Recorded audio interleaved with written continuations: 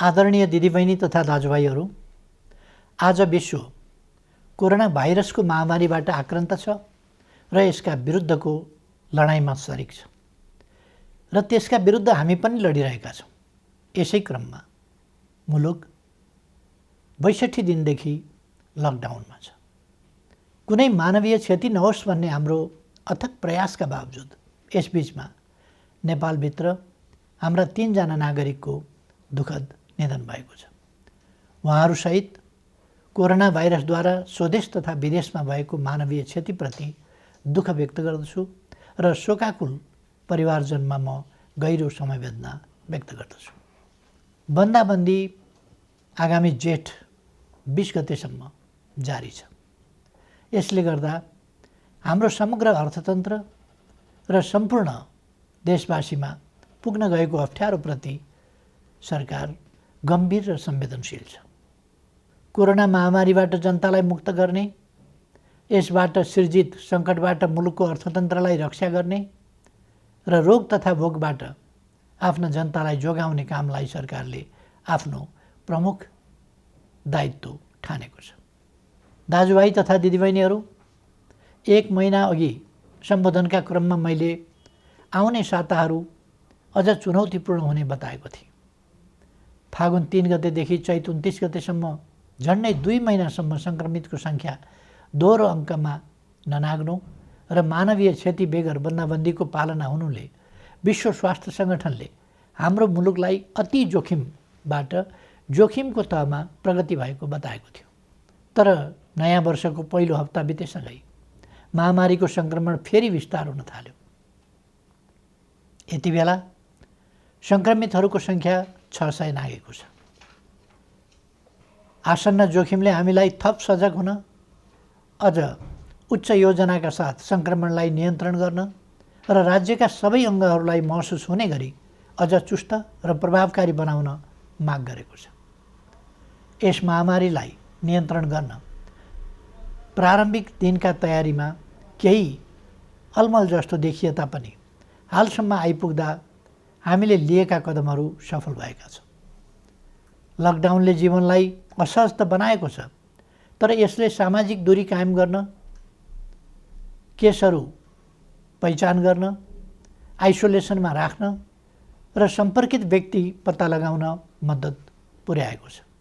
समयमै गरिएको लकडाउन, अन्तर्राष्ट्रिय सीमा नाका र उडानहरू बन्द गर्ने निर्णय र समयमै तय गरेको अस्पताल सेवा सञ्चालन कार्यविधिको तर्जुमा र कार्यान्वयन लगायतका कदमहरूले महामारीबाट हुन सक्ने डरलाग्दो क्षतिलाई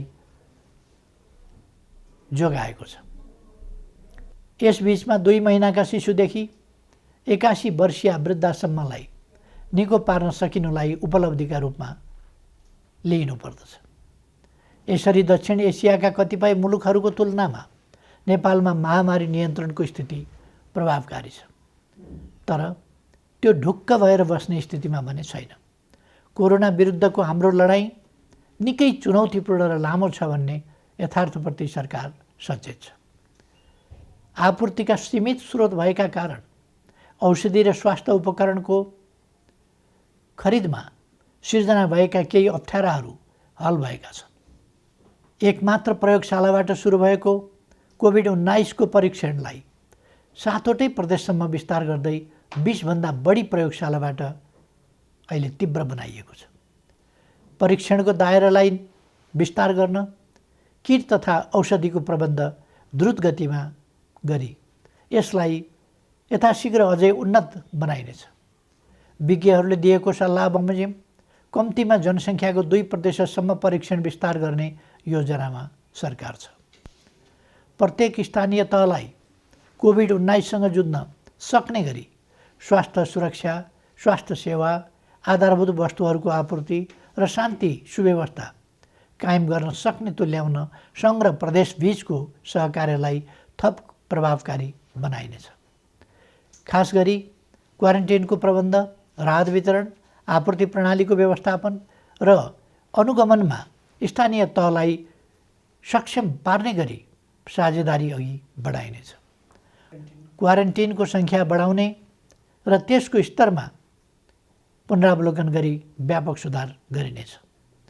आवश्यकता अनुसार बन्द अवस्थामा रहेका होटल तथा उपयुक्त सार्वजनिक संरचनाहरूलाई समेत क्वारेन्टिनको रूपमा प्रयोग गर्ने बारेमा समेत योजना बनाइएको छ।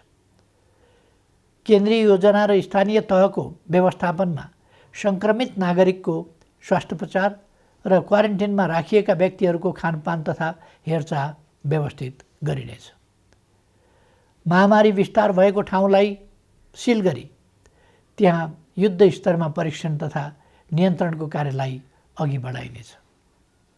महामारी अहिले फैलिँदो अवस्थामा छ। यस महामारीसँग जुझ्न सबै सरकारी निकायहरू चुस्त र प्रभावकारी हुनै पर्दछ। समयको चुनौती सामना गर्न नसक्ने कुनै पनि संरचनाको नेतृत्वको तत्काल पुनर्व्यवस्था गरिनेछ।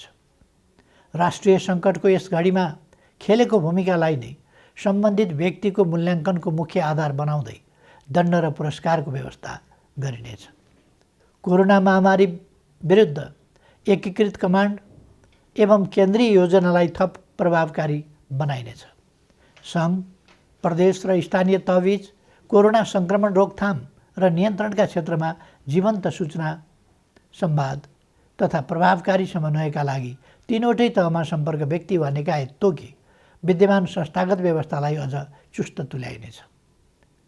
फैलिँदो महामारीप्रति चासो राख्ने र यस महामारी विरुद्धको लडाइँमा कुनै न कुनै रूपमा संलग्न विभिन्न पक्षलाई समेटेर एउटा परामर्शदात्री संयन्त्र छिटै घोषणा गरिनेछ।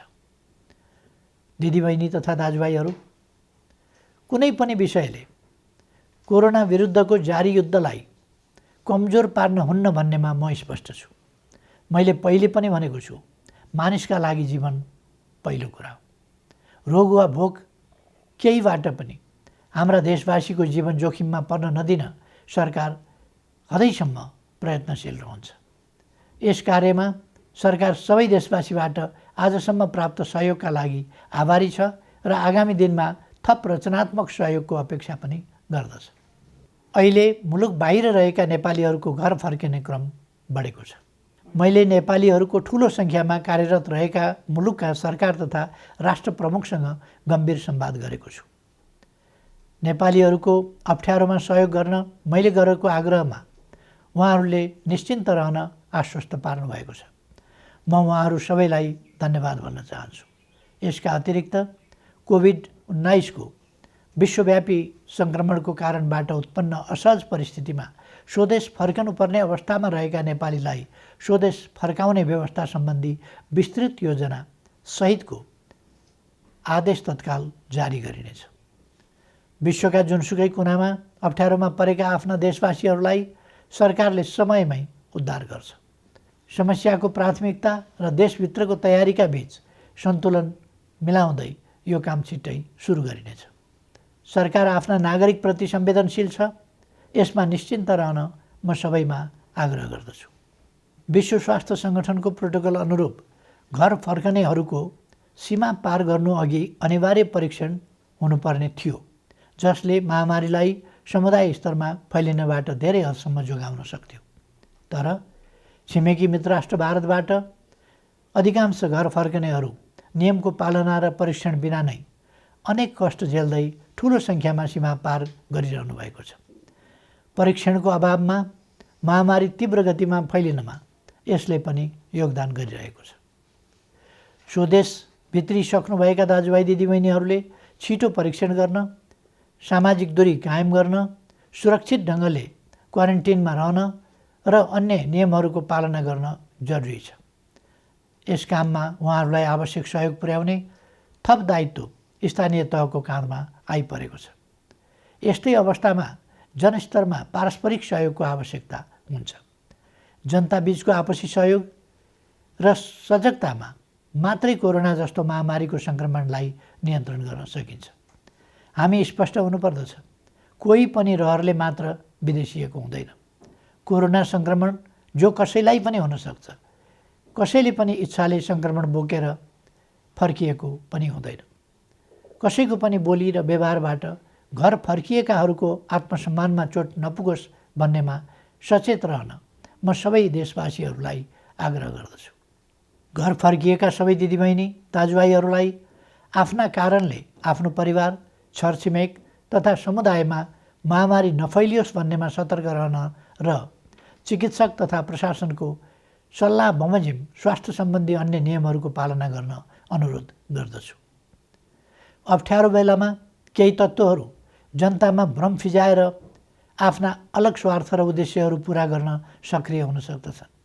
यसरी जनतालाई भ्रमित गर्दै समाजमा असन्तोष फैलाउन उद्धत गैर जिम्मेवार तत्त्वहरूको बहकावबाट सतर्क रहन समेत आह्वान गर्दछु।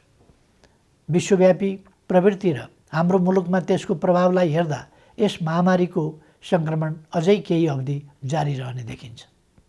समुदायमा सङ्क्रमण थप विस्तार हुन नदिन आवश्यक सावधानीका साथ केही नयाँ कदमहरू चालिनेछ। महामारीका कारण माध्यमिक शिक्षा परीक्षा एसईई सञ्चालन हुनुभन्दा 2 दिन अगाडि स्थगित गर्नु परेको थियो। यो परीक्षा सञ्चालन हुन नसक्दा लाखौँ विद्यार्थी अहिले अन्यलमा छन्। अहिले तत्काल परीक्षा सञ्चालन गर्न सकिने अवस्था पनि विद्यमान छैन। तसर्थ एसईईका परीक्षार्थी विद्यार्थीहरूको सिङ्गो शैक्षिक वर्ष खेर जान नदिन शिक्षा, विज्ञान तथा प्रविधि मन्त्रालयले छिट्टै आवश्यक प्रबन्ध मिलाउनेछ। आवश्यक नीतिगत व्यवस्थासहित मन्त्रालयले भर्चुअल कक्षाको समेत प्रयोग गरी सबै विद्यालयहरूमा नयाँ शैक्षिक वर्ष अन्तर्गतको पठन पाठन सञ्चालनको काम अघि बढाउनेछ। कोरोना भाइरस महामारीको जोखिम न्यून गर्दै आवश्यक आर्थिक क्रियाकलापलाई सुचारू गरिनेछ।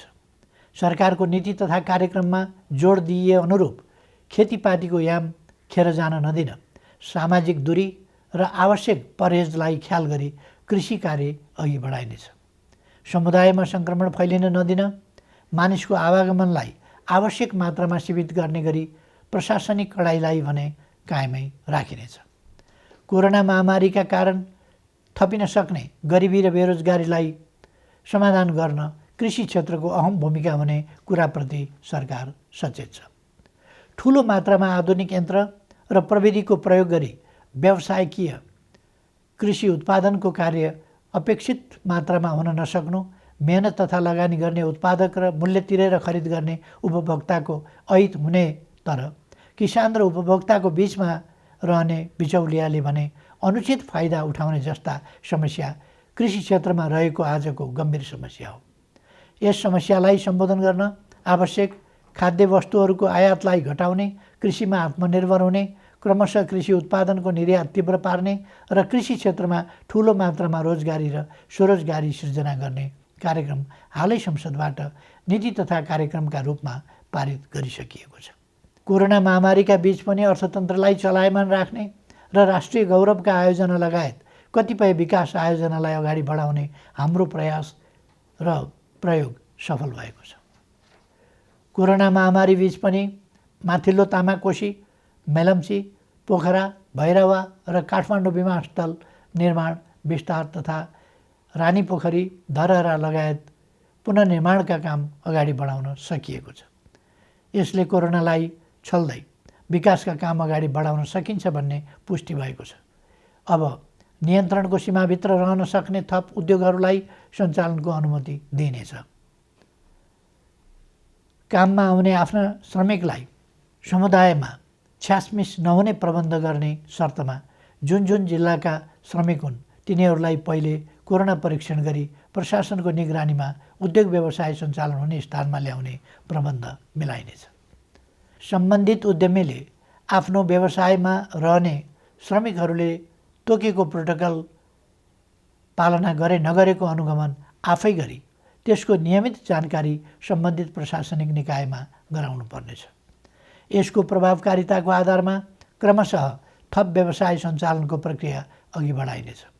दैनिक आवश्यक वस्तुहरूको आपूर्ति सहज तुल्याउने र आन्तरिक उत्पादन वृद्धिका लागि कच्चा पदार्थदेखि उत्पादित वस्तुको बजारसम्मको श्रृङ्खला अवरुद्ध हुन दिइने छैन।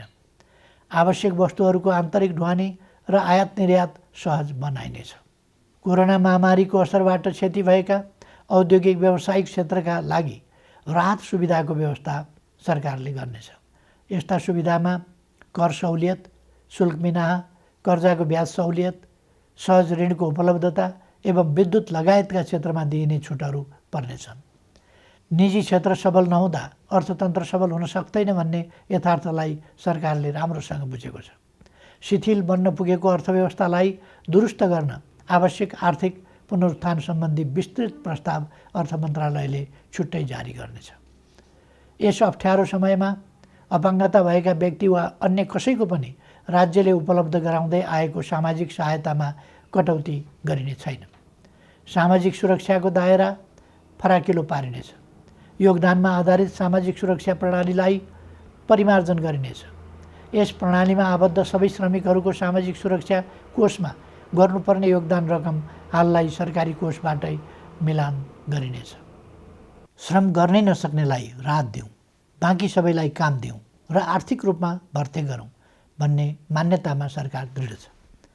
प्रधानमन्त्रीको नेतृत्वमा रहेको प्राकृतिक विपत्ति न्यूनीकरण तथा समस्या समाधान कोष र गृहमन्त्रीको नेतृत्वमा रहेको प्राकृतिक विपत्ति राहत कोषमा समेत रहेको रकमको महत्त्वपूर्ण हिस्सा कोरोना सङ्क्रमण रोकथाम नियन्त्रण तथा उपचार कोषमा हस्तान्तरण गरिनेछ, जसबाट कोरोना रोकथाम नियन्त्रण र उपचारमा थप योगदान पुग्नेछ। यति बेला विदेशमा रोजगारी गुमेर ठुलो सङ्ख्यामा हाम्रा श्रमिकहरू स्वदेश फर्किनु भएको छ। साथै कोरोना महामारीका कारण नेपालमा कार्यरत विदेशी श्रमिकहरू पनि ठुलो सङ्ख्यामा आफ्नो देशमा फर्केको या फर्कने अवस्था रहेको छ। मुलुकमा विद्यमान र यस्ता विभिन्न ढङ्गले सिर्जना भएका रोजगारीका अवसर, विदेशमा रोजगारी गुमाएर स्वदेश फर्किएका र स्वदेशमै रोजगारविहीन नेपालीहरूलाई उपलब्ध गराइनेछ। यसका लागि आवश्यक पर्ने उपयुक्त सिप र तालिमको व्यवस्था सरकारले गर्नेछ। कृषि, साना तथा मझौला उद्योग, व्यवसाय, निर्माण तथा सेवा क्षेत्रमा स्वरोजगारी सृजना गरी आत्मनिर्भर अर्थतन्त्रको गन्तव्यमा अघि बढ्ने विषय पहिले नै चर्चा गरिएको छ। सङ्घ, प्रदेश र स्थानीय तहको सहकार्यमा पारिश्रमिक सहितको जनसहभागिता र प्रविधि सहितको श्रममूलक विकास निर्माणका कार्यहरू स्थानीय तहमा सञ्चालन गरिनेछ। प्रधानमन्त्री रोजगार कार्यक्रम अन्तर्गतको रोजगार सेवा केन्द्रलाई श्रम ब्याङ्कको रूपमा अघि बढाई सूचीकृत श्रमिकलाई उपलब्ध रोजगारीमा परिचालन गरिनेछ। स्थानीय तहहरूले स्वदेश फर्की बेरोजगार रहेका र स्वदेशमै रही रोजगारीको अवसर नपाएकाहरूलाई रोजगार सेवा केन्द्रमा दर्ता हुनका लागि सहजीकरण गर्नेछ। दिदीबहिनी तथा दाजुभाइहरू, कोरोना भाइरसको महामारी हत्तपत्त नहट्न पनि सक्छ भन्ने वास्तविकतालाई हामीले आत्मसात गर्नुपर्दछ। भाइरसको औषधि छैन, यस भाइरसको पनि औषधि छैन। विज्ञहरू भनिरहेका छन्, यस भाइरसका विरुद्धको नयाँ खोप पत्ता नलागेसम्म यस महामारी विरुद्ध नियन्त्रण गर्ने उपलब्ध उपाय भनेकै हाम्रो आनीबानी र आहार विहारमा आवश्यक सतर्कता अपनाउनु हो। हालसम्मका उपायहरू हुन् भाइरसलाई व्यक्तिबाट व्यक्तिमा सर्न नदिन, सामाजिक दूरी कायम गर्ने र हरेक व्यक्तिमा प्रतिरोधी क्षमता वृद्धि गर्ने। सोचौँ, हुने खाने हुन् वा हुँदा खानेको अचारको रूपमा होस् वा तरकारी, हाम्रा भान्सामा प्रयोग हुने केही तत्त्वहरूमा किन समानता पाइन्छ? किनकि त्यसमा औषधीय तत्त्व छ। हाम्रा पूर्वजहरूले हजारौँ वर्ष अगाडिदेखि गहिरो अनुसन्धान गरेर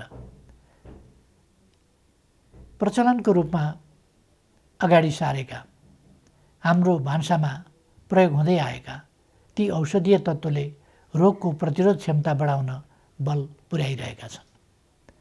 तसर्थ निरोगी नेपाल निर्माणका लागि 5 कार्य गर्न आग्रह गर्दछु। पहिलो, यस महामारीसँग लड्दै निरोगी नेपाल निर्माणमा आफूलाई तयार राख्न उपलब्ध आहारलाई स्वच्छ र सन्तुलित बनाऊ। दोस्रो, लकडाउनको समयमा उपलब्ध फुर्सदलाई स्वस्थ रहन उपयोग गरौँ। शारीरिक र श्वास प्रश्वासको चुस्तताको लागि घरैभित्र व्यायामलाई निरन्तरता दिउँ। तेस्रो, भाइरस फोहोरमा रमाउँछ। आफ्नो शरीर र वासस्थान दुवैको सरसफाइमा एकदमै ध्यान दिउँ। चौथो, स्वस्थ रहनका लागि पर्याप्त आराम आवश्यक छ, यसमा ध्यान दिउँ। पाँचौँ, उच्च मनोबल कायम राखौँ। भय र त्रास, चिन्ता र आशंकाले रोगव्याधिका विरुद्धको लडाइँमा कमजोर तुल्याउँछ। कोरोना भाइरसबाट जीवन गुमाउनेको सङ्ख्या प्रतिशतमा हेर्ने हो भने हामीले सामान्य ठानेका मौसमी रुगाखोकीबाट मर्नेको भन्दा कम छ भन्ने त तथ्याङ्कले नै बताएको छ। नबोलौँ, हरेक चुनौतीको सामना गरेर नै मानव जाति आजको स्थानमा आइपुगेको हो। मानव जातिले सभ्यताको इतिहासमा असाधारण प्रतिकूलताहरूको सामना गरेको छ। हिमयुग जस्ता अनेक कठिन समय पार गरेको छ। औषधि र अस्पताल नै नभएको बेलामा समेत अनेकन महामारीहरूको सामना गरेर अघि बढेको छ। मैले पहिले पनि चर्चा गरेको छु, चुनौतीको सामना गर्ने, लडेको ठाउँबाट धुलो टकटकाउँदै उठ्ने र अघि बढ्ने नेपालीको चरित्र हो। हाम्रो आनीबानी र खानपिन ठिक हुँदा हामी जोगिन्छौँ र कोरोनालाई पराजित गर्न सक्छौँ। त्यसैले सकारात्मक सोच राखौँ। सरकारले यसलाई निरोगी नेपाल निर्माण अभियान भनेको छ। निरोगी नेपाल निर्माणलाई मूल स्वास्थ्य नीति बनाएको छ। प्रकृति मैत्री स्वच्छ जीवन प्रणाली प्रवर्धन गरी नेपालीको रोग प्रतिरोधी क्षमता वृद्धि गर्न निरोधात्मक कार्यक्रम सञ्चालन गर्ने नीति अघि सारिएको छ। हाल कोरोना महामारी विरुद्ध सबै सामर्थ्य लगाउने र कोरोना मुक्त नेपालको स्वास्थ्य सेवामा प्रतिरोधात्मक र उपचारात्मक विधि अवलम्बन गर्न सरकार प्रतिबद्ध छ। नेपालीहरूको मनोबल उच्च छ र प्रतिरोध क्षमता पनि असाधारण छ।